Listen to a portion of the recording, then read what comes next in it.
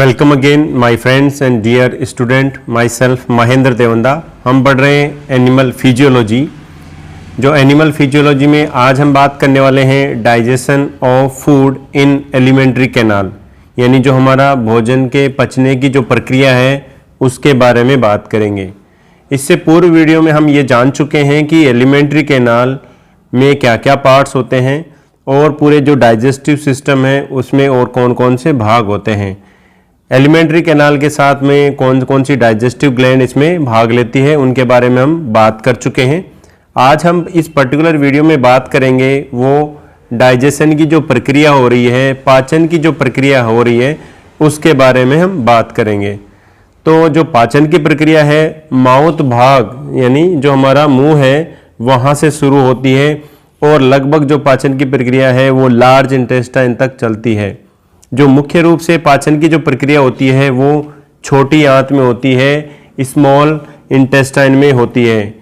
कहाँ कहाँ पर किस तरह के पाचन की प्रक्रिया होती है उन्हीं चीज़ों के बारे में हम समझने का प्रयास करते हैं। सबसे पहले कुछ डाइजेशन की परिभाषा क्या होती है उनके बारे में जानते हैं। The process of conversion of complex food substances to simple absorbable form is called digestion. यानी जो कॉम्प्लेक्स पदार्थ होते हैं फूड के उनको सिंपल एब्जॉर्बेबल बनाने की जो प्रक्रिया है वो डाइजेशन कहलाती है। और ये डाइजेशन की जो प्रक्रिया होती है वो मैकेनिकल हो सकती है, बायोकेमिकल हो सकती है, यानी ये यांत्रिक और केमिकल्स के द्वारा इस प्रक्रिया को संपादित किया जाता है। यानी डाइजेशन क्या होता है एक्चुअली, इसमें जो कॉम्प्लेक्स बड़े बड़े जो मॉलिक्यूल्स होते हैं, बड़े बड़े जो अणु होते हैं या हम कहें फूड जो होता है उसमें से सिंपल हमें मॉलिक्यूल को अलग करना होता है। यही प्रक्रिया एक्चुअली डाइजेशन है। डाइजेस्टिव सिस्टम में दो पार्ट होते हैं। एक पार्ट होता है एलिमेंट्री कैनाल जिसको हम GIT कहते हैं, गैस्ट्रो इंटेस्टाइनल ट्रैक्ट कहते हैं, और इसी के साथ में जुड़ी हुई दूसरी संरचना यानी दूसरी जो संरचनाएं हैं वो एसोसिएट ग्लैंड्स कहलाती हैं। GI ट्रैक्ट में हम बात कर चुके हैं mouth, most of pharynx, oesophagus, stomach, small intestine. Small intestine में duodenum, jejunum and ileum, and large intestine में सीकम, कोलन एंड रेक्टम। ये जो भाग होते हैं वो GI ट्रैक्ट का निर्माण करते हैं। ऐसे ही एसेसरी डाइजेस्टिव ऑर्गन्स के रूप में टीथ जो दांत होते हैं, tongue, salivary glands, gastric glands, liver, gall bladder and pancreas, ये जो ऑर्गन्स हैं वो डाइजेस्टिव ऑर्गन्स के रूप में काम करते हैं। अब हम समझते हैं डाइजेस्टिव सिस्टम को एक फ्लो चार्ट के माध्यम से कि डाइजेस्टिव सिस्टम में हमने बात कर ली है कि सब माउथ होता है, फेरिंग्स होता है, ईसोफेगस, स्टोमक के बाद में है डिओडेनम, एंड डिओडेनम के बाद में होता है जेजुनम, जेजुनम के बाद में होता है इलियम, इलियम के बाद में होता है सीकम, सीकम के बाद में होता है कोलोन। कोलोन के तीन भाग होते हैं, ascending colon, transverse colon and descending colon, and last जो भाग होता है वो है रेक्टम। रेक्टम के बाद में एक ओपनिंग होती है एनस के थ्रू। ये है एलिमेंट्री कैनाल का भाग। इसके अलावा दूसरा जो हमारे पास भाग है वो है हमारी जो एसेसरी ऑर्गन्स के रूप में जो काम करते हैं उसमें है हमारी जो सलाइवरी ग्लैंड्स हैं जिसमें सब मैक्सिलरी एंड सबलिंगुअल दो ग्लैंड्स हैं। इसके अलावा पैरोटिड ग्लैंड्स, ये है सलाइवरी ग्लैंड यानी जो लार ग्रंथियां होती है वो। उसके अलावा लीवर होता है यानी जो हमारा यकृत है वो है गॉल ब्लैडर, पेनक्रियाज। इसके अलावा भी हमारे जो इंटेस्टाइन की जो वॉल होती है, जो वाल में जो कुछ सेल्स होती है उनके द्वारा भी गैस्ट्रिक जूस का सिक्रीशन किया जाता है। जो गैस्ट्रिक ग्लैंड्स इसमें पाई जाती है उसके द्वारा भी सीक्रीट होता है। नेक्स्ट अब बात करते हैं हम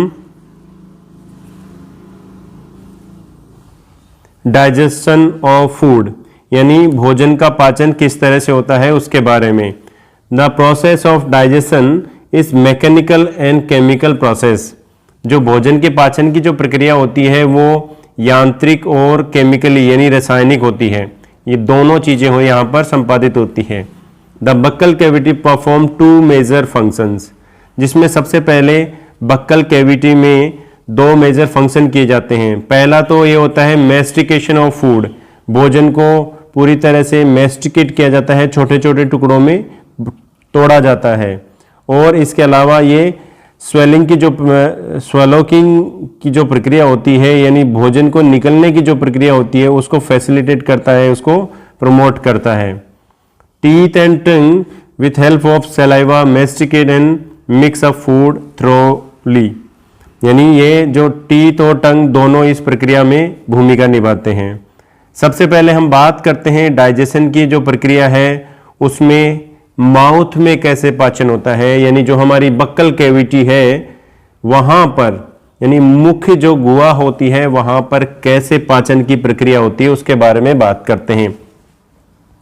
पाचन की प्रक्रिया में जैसे ही फूड हमारे मुंह में आता है, आपको पता है कि लार सिक्रीट होती है, सलाइवा सिक्रीट होना शुरू हो जाती है। सलाइवा का सिक्रीशन सलाइवरी ग्लैंड्स के द्वारा होता है और ये सलाइवरी ग्लैंड्स में जो सलाइवा होता है उसमें कुछ कंटेंट्स होते हैं, जिसमें कुछ इलेक्ट्रोलाइट्स में sodium, potassium, chloride and bicarbonate ion होते हैं। इसके अलावा एंजाइम्स भी होते हैं, जिसमें सलाइवरी एमाइलेज एंड लाइसोजाइम, ये दो एंजाइम भी सलाइवा में पाए जाते हैं। इन एंजाइम्स के द्वारा तो पाचन की प्रक्रिया शुरू होती है। स्टार्ट पाचन की प्रक्रिया माउथ भाग से होती है।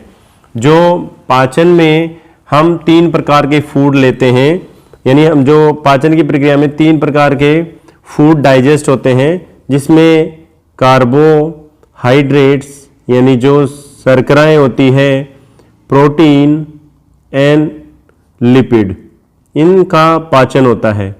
तो हम खाने में 3 सोर्स लेते हैं, कार्बोहाइड्रेट्स, प्रोटीन, लिपिड, इसके अलावा भी कुछ मिनरल्स और भी होते हैं, लेकिन हम मेन जो पाचन की जो प्रक्रिया होती है इन तीनों में संपादित होती है।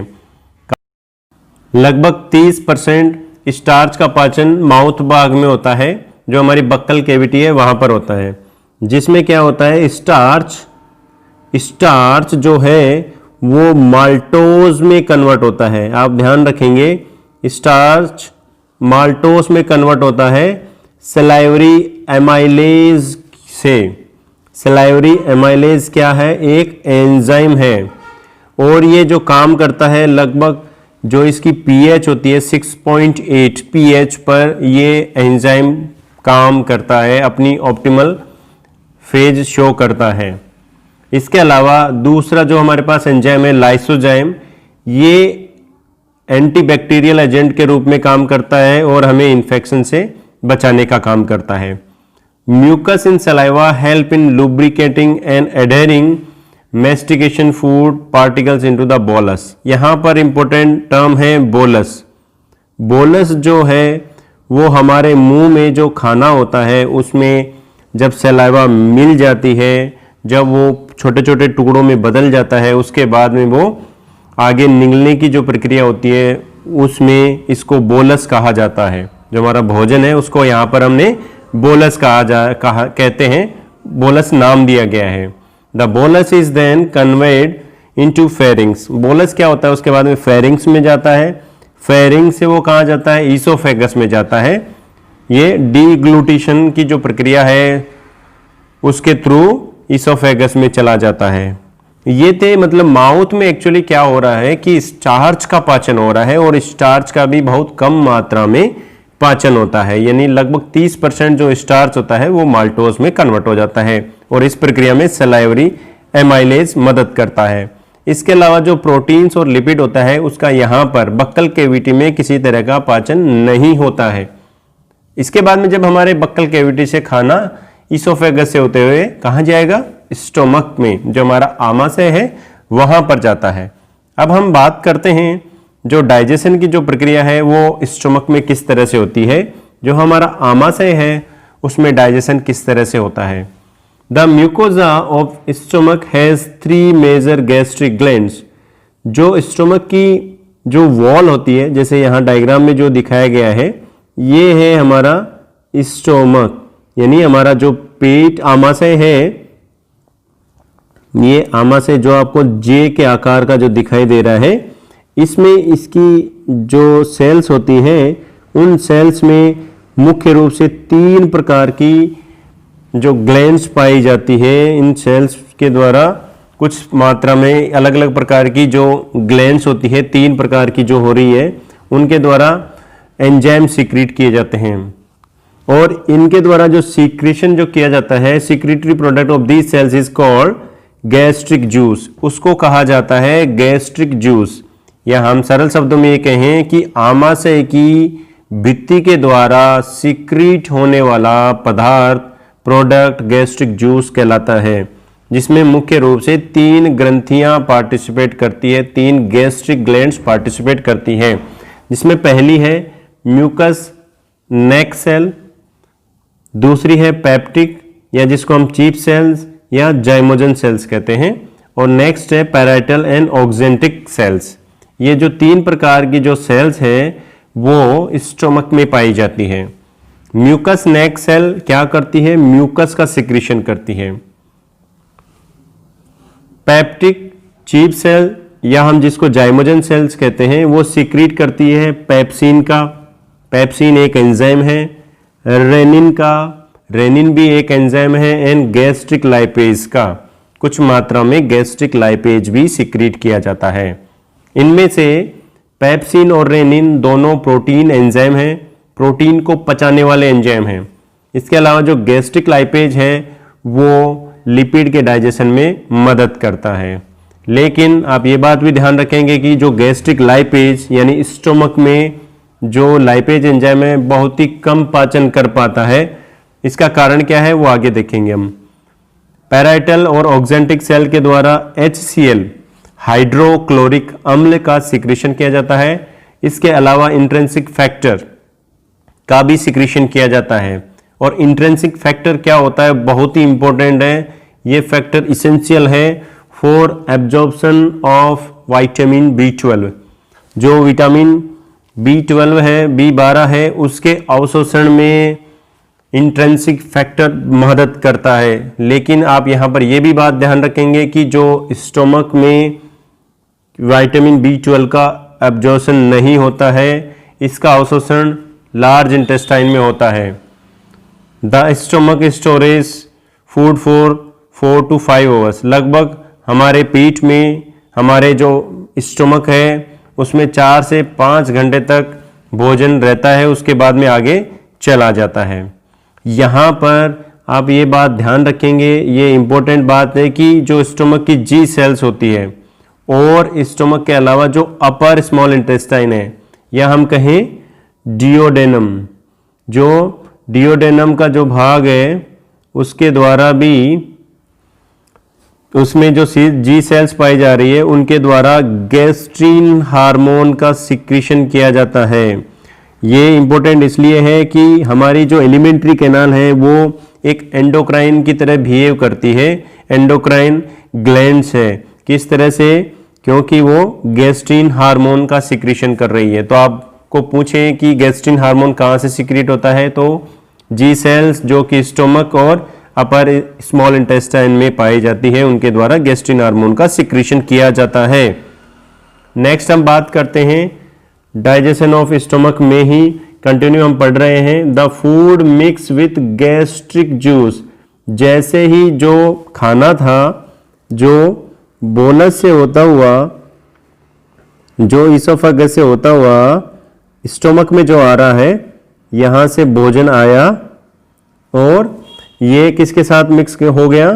गैस्ट्रिक जूस के साथ में मिक्स हो गया। और यहाँ पर जो भोजन होता है, अब इसको हमने नाम दिया है काइम, इसको नाम दे दिया काइम। अब हम एक एक इसमें जो पार्ट है उनके बारे में बात करते हैं। सबसे पहले गैस्ट्रिक जूस क्या होता है? गैस्ट्रिक जूस क्या हुआ है? एक्चुअली गैस्ट्रिक जूस जो इसकी जो आमाशय की जो भित्ति है, आमाशय की जो एपिथेलियम है, उनमें ग्लैंड्स पाई जा रही है, उनकी जो कोशिकाएं हैं उनके द्वारा जो पदार्थ सिक्रीट किए जा रहे हैं, उन सभी पदार्थों को एक साथ मिलाकर हम गैस्ट्रिक जूस नाम देते हैं, जिसमें म्यूकस होता है, एंजाइम्स होते हैं, बाइकार्बोनेट्स होते हैं और HCl भी होते हैं। इस प्रकार के जो पदार्थ जितने भी हैं ये सब मिलकर गैस्ट्रिक जूस का फॉर्मेशन करते हैं। यहाँ पर HCl जो हाइड्रोक्लोरिक अम्ल होता है वो महत्वपूर्ण भूमिका निभाता है। HCl provides the acidic pH। ये क्या करता है, एसिडिक pH प्रोवाइड करवाता है, जिससे क्या होता है जो हमारा पेप्सिन जो एंजाइम है, प्रोटीन का जो पाचन करने वाला एंजाइम है, वो अपना ऑप्टिमल काम कर सके, उच्चतम काम कर सके। और इस जो pH होती है HCl की लगभग 1.8 होता है। HCl के इसके अलावा हमारे भोजन में आए हुए बैक्टीरिया को किल करना भी होता है। अब हम बात करते हैं रेनिन के बारे में। रेनिन जो कि सीक्रेट हो रहा है आमाशय के द्वारा, स्टमक के द्वारा, इसको कर्डिंग एंजाइम भी कहते हैं। ये क्या करता है, प्रोटियोलाइटिक एंजाइम है, प्रोटीन के डाइजेशन में मदद करता है और यह मिल्क में जो प्रोटीन पाई जाती है उसको डाइजेस्ट करता है। जनरली जो ये एंजाइम होता है वो इन्फेंट्स में पाया जाता है, यानी बहुत ही छोटे बच्चे होते हैं उनमें पाया जाता है, एडल्ट में ये एंजाइम एब्सेंट हो जाता है। नेक्स्ट है गैस्ट्रिक लाइपेज। ये गैस्ट्रिक ग्लैंड्स के द्वारा सिक्रीट हो रहा है और इसका कोई खास पाचन की प्रक्रिया ये संपादित नहीं कर पाता है। जो आमाशय के द्वारा जो सिक्रीट हो रहा है पेप्सिनोजन, यानी जो पेप्सिन है, एक्चुअली पेप्सिन जो एंजाइम है वो एक्चुअली प्रिकर्सर फॉर्म में सिक्रीट होता है, यानी ये इनएक्टिव फॉर्म में सिक्रीट होता है। इनएक्टिव फॉर्म में सिक्रीट होने के कारण अब इसको एक्टिव होना पड़ेगा, तो इसके लिए क्या होता है, जो HCl है, जो हाइड्रोक्लोरिक अम्ल है, वो इस प्रो एंजाइम को एक्टिव एंजाइम में कन्वर्ट कर देता है पेप्सिन में। जो अब पेप्सिन जब एक्टिव अवस्था में आ जाता है, जब HCl के माध्यम से ये पेप्सिन में कन्वर्ट हो जाता है, तो पेप्सिन अब क्या करता है, जो हमारे भोजन में जो प्रोटीन है, जो हमने प्रोटीन जो खाया है उस प्रोटीन को पचाने का काम करता है। प्रोटीन को यह पेप्टाइड्स में कन्वर्ट कर देता है, पेप्टाइड में तोड़ देता है। आपको विदित है कि एमिनो एसिड आपस में जब जुड़ते हैं तो पेप्टाइड का फॉर्मेशन बनाते हैं, जैसे कि जैसे बहुत सारे जब जुड़ जाते हैं तो ये पॉलीपेप्टाइड का फॉर्मेशन करते हैं। एक amino acid, second amino acid, third amino acid, ये आपस में जुड़ते कैसे हैं, पेप्टाइड बॉन्ड के द्वारा। तो ये पेप्टाइड में टूट जाते हैं और उसके बाद में आगे पाचन की प्रक्रिया स्मॉल इंटेस्टाइन में संपादित होती है। प्रोरेनिन HCl की उपस्थिति में रेनिन में कन्वर्ट हो जाता है, यानी जो रेनिन जो प्रोटीन को पाचन करने वाला है ये भी प्रिकर्सर फॉर्म में सिक्रीट होता है। रेनिन क्या करता है, जो कैसिनोजन है उसको कैसीन में कन्वर्ट कर देता है।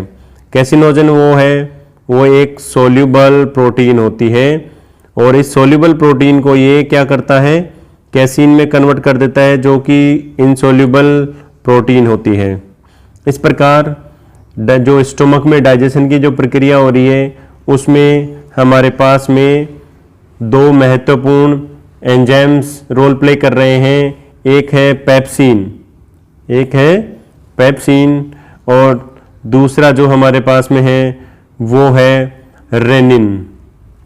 अब हम बात करते हैं नेक्स्ट डाइजेशन की जो प्रक्रिया है। अब भोजन क्या होगा, स्मॉल इंटेस्टाइन में जाता है। स्मॉल इंटेस्टाइन में जैसा कि आपको विदित है इसमें 3 भाग होते हैं, डिओडेनम, जेजुनम एंड इलियम। जो डाइजेशन की जो प्रक्रिया है वो हम बात कर चुके हैं कि मैकेनिकली एंड केमिकली होगा, यानी जो हमारी इंटेस्टाइन होती है उसमें जो मूवमेंट होते हैं वो 2 प्रकार के होते हैं। 2 प्रकार से मतलब जो मैकेनिकल यांत्रिक मूवमेंट होते हैं वो सेगमेंटेशन का होता है एंड पेरिस्टालसिस होता है। यानी जो हमारी इंटेस्टाइन है, इस जो हमारी यहाँ इंटेस्टाइन है इसमें जो यहाँ दोनों तरफ जो लेयर पाई जाती है वो मसल्स की बनी हुई होती है। इस मसल्स में कॉन्ट्रैक्शन एंड रिलैक्सेशन की वजह से इसमें मूवमेंट होता रहता है और ये भोजन को आगे धकेलते रहते हैं। इसके अलावा जो हमारी स्मॉल इंटेस्टाइन है उसके आसपास आप अगर डायग्राम जब आपको ध्यान में रहेगा तो आप कई सारी चीज़ों को आराम से इंटरप्रेट कर सकते हैं, जान सकते हैं। जैसे कि ये हमारा स्टोमक है, स्टोमक के पास में यहाँ पर हमारे पास क्या है, एक पैनक्रियाज है और यहाँ पर हमारे पास में है लीवर और यहाँ पर हमें गॉल ब्लैडर है। ये है गॉल ब्लैडर, ये है लीवर जो यकृत है और ये है पैनक्रियाज। पैनक्रियाज लीवर से तो बाइल जूस निकलता है। बाइल कहाँ से निकलते हैं? लीवर से। पैनक्रियाटिक जूस कहाँ से निकलता है? पैनक्रियाज से, यानी जो हमारा अग्नाशय है वहाँ से निकलते हैं। इसके अलावा इंटेस्टाइनल जूस जो इंटेस्टाइन की जो सेल्स है वहाँ से इनका सिक्रीशन होता है। ये तीनों ही, जैसे बाइल है लीवर में बनता है, गोल ब्लैडर में स्टोरेज होता है और ये सिक्रीट होके वहाँ से नलियों के थ्रू कहाँ आता है? ये स्मॉल इंटेस्टाइन में आता है। ऐसे ही पैनक्रियाटिक जो जूस है, पैनक्रियाज के द्वारा सिक्रीट होने वाले जो एंजाइम्स हैं वो आकर स्मॉल इंटेस्टाइन में मिलते हैं। ऐसे ही इंटेस्टाइनल जूस तो वहीं सिक्रीट हो रहा है। इस तरह ये अपने काम करते हैं। ये सभी पदार्थ स्मॉल इंटेस्टाइन में सिक्रीट होते हैं। सबसे पहले हम बात कर लेते हैं बाइल के बारे में। बाइल बहुत ही महत्वपूर्ण है। बाइल रिलीज इनटू डिओडेनम, ये डिओडेनम में सिक्रीट होता है जो कि स्मॉल इंटेस्टाइन का पार्ट है, जो हमारी छोटी आंत है उसका भाग होता है, विच कंटेन्स बाइल पिगमेंट्स, जिसके पास में बाइल पिगमेंट्स होते हैं, बिलीरुबिन एंड बिलीवर्डिन। इसके अलावा बाइल साल्ट होते हैं, कोलेस्ट्रॉल, फॉस्फोलिपिड। लेकिन इंपॉर्टेंट बात यहाँ पर यह है कि इसमें एंजाइम्स नहीं पाए जाते हैं। बाइल में किसी प्रकार के एंजाइम नहीं पाए जाते हैं। तो फिर बाइल करते क्या हैं? अगर ये इसमें एंजाइम ही नहीं पाए जा रहे तो करते क्या हैं? ये क्या करते हैं? बाइल हेल्प इन इमल्सिफिकेशंस, जो पायसीकरण की प्रक्रिया है। पायसीकरण आपने सुना होगा। पायसीकरण की जो प्रक्रिया है, इमल्सिफिकेशन है, वो प्रक्रिया में ये मदद करते हैं। इमल्सिफिकेशन यहाँ पर किसका करेंगे? फैट्स का करेंगे। जो वसा होती है उसका इमल्सिफिकेशन करेंगे, पायसीकरण करेंगे, जिसमें क्या होता है? Breaking down of fats into very small micelles. ये क्या करता है? जो बड़े बड़े फैट के जो मॉलिक्यूल्स होंगे उनको छोटे छोटे टुकड़ों में कन्वर्ट कर देता है। और ये जब छोटे छोटे टुकड़े फैट्स के हो जाते हैं, वसा के जब छोटे छोटे टुकड़े हो जाते हैं, तो इन पे एंजाइम्स आराम से काम कर सकता है, मदद मिलती है इससे। जैसे अगर छोटे छोटे हो जाते हैं तो जो लाइपेजेज एंजाइम है, यानी जो वसा के पाचन में मदद करते हैं, वो इन पे काम कर सकते हैं। बड़े मॉलिक्यूल्स में ये काम नहीं कर सकते हैं। यही कारण है कि जो हमारा स्टोमक है वहाँ पर वसा का पाचन नहीं होता है, वहाँ पर एंजाइम होने के बावजूद भी, क्योंकि वहाँ पर पायसीकरण की प्रक्रिया नहीं होती है। पायसीकरण की प्रक्रिया डिओडेनम में संपादित होती है। अब हम बात करते हैं पैनक्रियाटिक जूस के बारे में। जो बाइल जूस के बाद में पैनक्रियाटिक जूस, जो कि सबसे महत्वपूर्ण एंजाइम्स, डाइजेस्टिव एंजाइम्स रखते हैं। Pancreatic juice and bile are release through the hepatopancreatic duct. ये जो डिओडेनम है वो उसमें किस तरह से हिपेटोपैनक्रियाटिक जो डक्ट होती है, नली होती है, उसमें के थ्रू ये अपने जो पदार्थ होते हैं वो डिओडेनम में छोड़ते हैं। पैनक्रियाटिक जूस में क्या होता है? इनएक्टिव एंजाइम्स होते हैं। कौन कौन से? Trypsinogen, trypsinogen, chymotrypsinogen, procarboxypeptidase, amylase, maltase, sucrase, lactase, lipase and nucleases. इस तरह लगभग सभी प्रकार के पदार्थों को पाचन करने के एंजाइम्स पैनक्रियाटिक जूस में पाए जाते हैं। Trypsinogen is activated by enzyme. Trypsinogen जो है वो एक्टिवेट होता है किसके थ्रू? एंट्रोकाइनेज के थ्रू। और एंट्रोकाइनेज कहाँ से सिक्रीट होता है? ये जो स्मॉल इंटेस्टाइन की जो एपिथेलियम सेल्स है वहां से सीक्रेट होता है, यानी छोटी आंत से सीक्रेट होते हैं, और इंटेस्टाइन की म्यूकोसा से सीक्रेट होते हैं। जो क्या करता है, जो ट्रिप्सिनोजन है, जो ट्रिप्सिनोजन जो प्रिकर्सर एंजाइम है उसको ट्रिप्सिन में कन्वर्ट कर देता है, ट्रिप्सिन में कन्वर्ट कर देता है। और यहाँ पर एंजाइम आ जाएगा कौन सा, एंट्रोकाइनेज। इसके बाद में ये क्या हो जाएगा, एक्टिव हो जाएगा। और ट्रिप्सिन भी आगे जाके दूसरे जो पैनक्रियाटिक एंजाइम्स हैं उनको भी एक्टिवेट करने का काम करता है। अब हम समझते हैं इसी प्रक्रिया में आगे बात करते हैं डाइजेशन इन स्मॉल इंटेस्टाइन में कंटिन्यू पढ़ रहे हैं हम। Intestine mucosa epithelium has goblet cells, इसमें गॉबलेट सेल्स भी पाई जाती है, किसमें, इंटेस्टाइन में। और ये क्या करती है, सीक्रीट म्यूकस, जो कि म्यूकस का सिक्रीशन करती हैं। स्मॉल इंटेस्टाइन की जो सेल्स होती है, जो ब्रश बॉर्डर का जो फॉर्मेशन हो रहा है उन सेल्स के द्वारा साथ ही साथ जो गॉबलेट सेल्स पाई जा रही है, इन दोनों के मिलने से इन दोनों के द्वारा कुछ पदार्थों का सिक्रीशन होता है जिसमें एंजाइम्स भी पाए जाते हैं। इनको कहते हैं इंटेस्टाइनल जूस, जिसको सकस एंट्रिकस भी कहते हैं। इसमें एंजाइम जैसे कि डाइसैकेराइड्स, जिसमें maltase, dipeptidase, lipase and nucleosidase, ये एंजाइम पाए जाते हैं जो कि डाइजेशन में मदद करते हैं। इसके अलावा इसमें जो इंटेस्टाइनल जूस है उसमें कुछ बाइकार्बोनेट्स भी होते हैं और ये प्रोटेक्ट करते हैं जो हमारी इंटेस्टाइन होती है उसको एसिड के प्रभाव से। और जो हमारी स्मॉल इंटेस्टाइन है वहाँ पर पीएच बना के रखते हैं 7.8, जहाँ पर 7.8 पीएच पर एंजाइम एक्टिविटीज़ बढ़ जाती है, जो यहाँ पर एंजाइम आ रहे हैं। अब हम बात करते हैं इनको किस तरह पाचन की प्रक्रिया हो रही है। सबसे पहले प्रोटीन, पेप्टोन्स एंड प्रोटीएजेज, ये जो हैं trypsin, chymotrypsin and carboxy peptidase, यहाँ पर 3 प्रकार के एंजाइम हैं। ये क्या करते हैं, डाईपेप्टाइड में तोड़ देते हैं। जो प्रोटीन होती है, पेप्टोन्स होते हैं, उन सबको, यानी पेप्टोन्स का आशय यहाँ पर जब बड़ी पॉलीपेप्टाइड संरचना होती है उसके आशय है। इन सभी को ये डाईपेप्टाइड्स में कन्वर्ट कर देते हैं, तोड़ देते हैं, यानी ये प्रोटीन पाचन एंजाइम है, प्रोटीन को पाचित करने वाले एंजाइम्स हैं।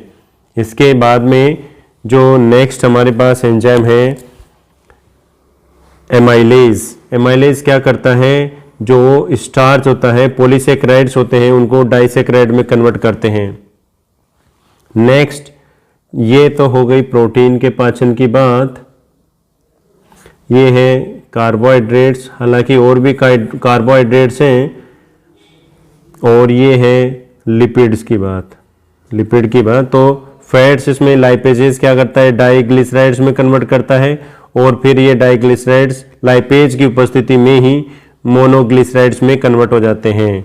इसके अलावा न्यूक्लिक एसिड न्यूक्लियेजेस की उपस्थिति में न्यूक्लियोटाइड में कन्वर्ट होते हैं और न्यूक्लियोटाइड आगे फिर कन्वर्ट होते हैं न्यूक्लियोसाइड में।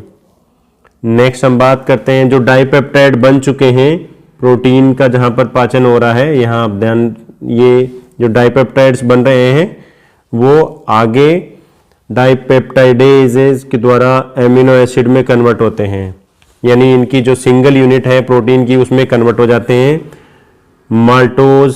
माल्टेज की उपस्थिति में ग्लूकोज और ग्लूकोज 2 ग्लूकोज मॉलिक्यूल में बदल जाते हैं।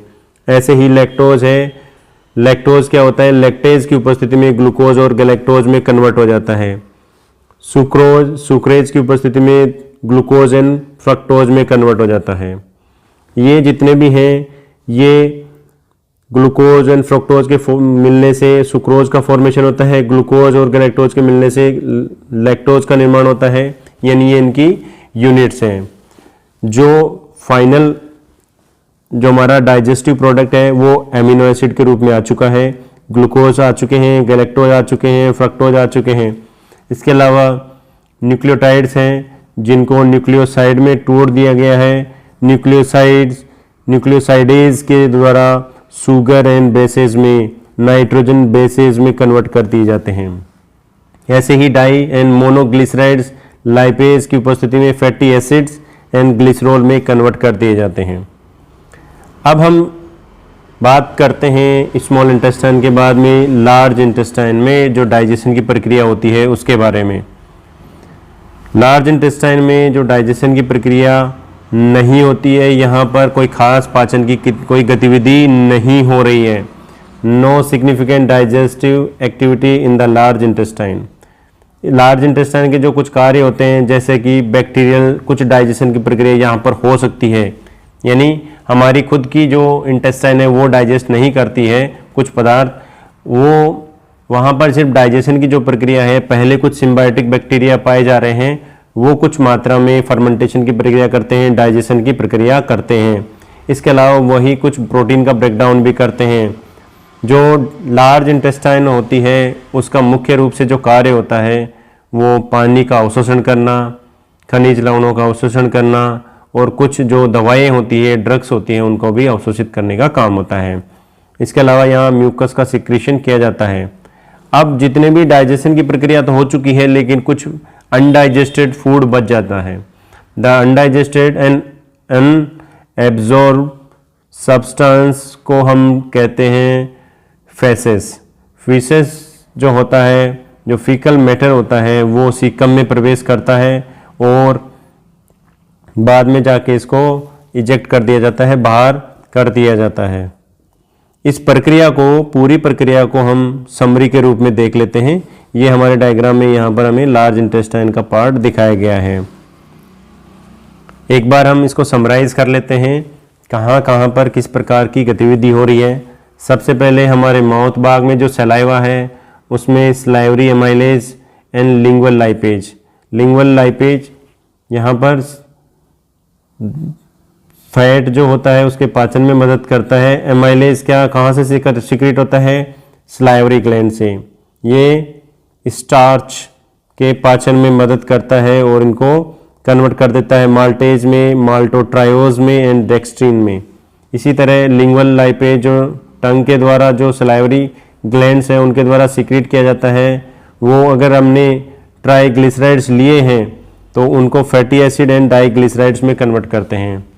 गैस्ट्रिक जूस जो हमारा स्टोमक है, जो हमारा आमाशय है, वहाँ पर pepsin and gastric lipase, pepsin जो मुख्य रूप से काम कर रहा है, ये चीफ सेल्स से सीक्रेट हो रहे हैं और जिसमें पेप्सिन तो प्रोटीन पाचन से संबंधित है एंड गैस्ट्रिक लाइपेज ट्राइग्लिसराइड्स को फैटी एसिड एंड मोनोग्लिसराइड में कन्वर्ट कर देता है। ऐसे ही पेप्सिन पेप्टाइड्स में कन्वर्ट कर देता है। अब हम समझते हैं जो सबसे महत्वपूर्ण पैनक्रियाटिक जूस है जिसके द्वारा सबसे ज़्यादा एंजाइम सीक्रेट किए जाते हैं, पैनक्रियाटिक एमाइलेज। ये पैनक्रियाटिक एसिनर जो सेल्स होती है जो कि पैनक्रियाज का एक्सोक्राइन पार्ट है, जो बहिस्रावी जो भाग होता है, इसमें स्टार्च को माल्टोज में कन्वर्ट कर दिया जाता है या माल्टोट्रायोज में एंड अल्फा डेक्स्ट्रिन में कन्वर्ट किया जाता है। ऐसे ही ट्रिप्सिन जो है वो प्रोटीन को पेप्टाइड्स में कन्वर्ट कर देता है। काइमोट्रिप्सिन प्रोटीन को पेप्टाइड्स में कन्वर्ट कर देता है। काइमोट्रिप्सिनोजन ये भी सेम एक्टिविटी शो करता है।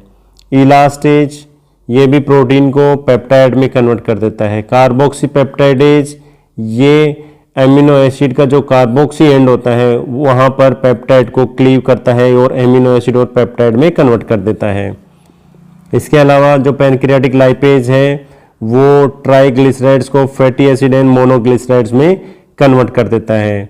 कुछ न्यूक्लिएजेज भी जो सीक्रेट हो रहे हैं, राइबोन्यूक्लिएज एंड डीऑक्सीराइबोन्यूक्लिएज, ये राइबोन्यूक्लिक एसिड आरएनए को न्यूक्लियोटाइड में कन्वर्ट कर देते हैं और डीएनए को न्यूक्लियोटाइड में कन्वर्ट कर देते हैं। अब हम बात करते हैं ब्रस्ट बॉर्डर के जो द्वारा सीक्रेट होने वाले एंजाइम्स के बारे में, जिसमें सबसे पहले है डेक्स्ट्रिनेज, अल्फा डेक्स्ट्रिनेज। ये स्मॉल इंटेस्टाइन, सभी स्मॉल इंटेस्टाइन से सीक्रेट है। अल्फा डेक्स्ट्रिन को ग्लूकोज में कन्वर्ट कर देता है, माल्टेज माल्टोज को ग्लूकोज में कन्वर्ट कर देता है, सुक्रेज सुक्रोज को ग्लूकोज एंड फ्रक्टोज में कन्वर्ट करते हैं, लैक्टेज लैक्टोज को ग्लूकोज एंड गैलेक्टोज में, एंट्रोकाइनेज ट्रिप्सिनोजन को ट्रिप्सिन में कन्वर्ट कर देता है, एंड कुछ पेप्टाइडेज होते हैं जैसे एमाइनो पेप्टाइडेज, ये भी जो एमिनो एसिड का एमाइन एंड होता है, एमिनो जो एंड होता है उससे एमिनो एसिड एंड पेप्टाइड में कन्वर्ट कर देते हैं। डाइपेप्टाइडेज जो होते हैं वो डाइपेप्टाइड्स को एमिनो एसिड में कन्वर्ट कर देते हैं। ऐसे ही न्यूक्लियोसाइडेज एंड फॉस्फेटेज जो होते हैं वो न्यूक्लियोटाइड को नाइट्रोजन बेस में, पेंटोसुगर्स एंड फास्फेटेज में सेपरेट कर देते हैं। ये थी डाइजेशन की समरी की प्रक्रिया। ये हमारा डाइजेस्टिव सिस्टम है। उम्मीद है आपको अच्छा लगा होगा। सभी को धन्यवाद। Thank you.